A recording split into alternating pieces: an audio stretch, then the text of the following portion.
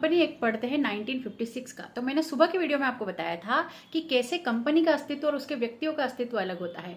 तो hey everyone, मेरा नाम है सोना और आप देख रहे हैं बेसिक लॉ विद सोना। तो बात करते हैं कंपनी एक 1956 की। उसमें एक अमेंडमेंट हुआ 2013 में और 2019 में।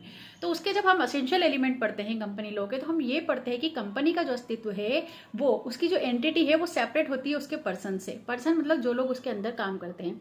तो अगर कोई कंपनी फ्रॉड करती है, चली जाती है, तो कंपनी के ऊपर केस लगता है, ना कि उसके लोगों के ऊपर। अब आप बोल रहे हो कि कंपनी कोई सांस नहीं लेती, लिविंग पर्सन नहीं है। तो कंपनी एक पर्सनालिटी है, जो कि मैं आपको कंपनी लॉ और जूरिस्प्रूडेंस दोनों में मैंने आपको पढ़ाया कि पर्सनालिटी क्या होता है।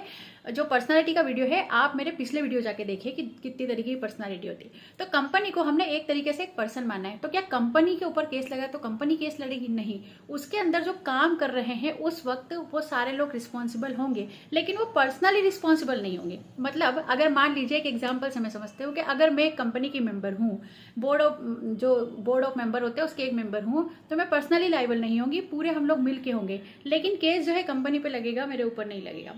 एक केस है सोलोमन वर्सेस सोलोमन, दूसरा है ली वर्सेस ली। इन दोनों केस को समझने के बाद आपको पता चल जाएगा कि कंपनी जो है उसके लोगों से किस तरह लगे। तो ये दोनों केस अगर आपको डिटेल में पढ़ना है या इसके फैक्ट पढ़ने या इसके ऊपर शॉर्ट्स बनाना जो भी है, तो आप मुझे कमेंट बॉक्स में लिख के बताएं। तो मैं आप इन दोनों केसों के ऊपर जो है डिटेल वीडियो भी बना सकती हूँ और शॉर्ट्स भी बना सकती हूँ, जैसा आपको लगे।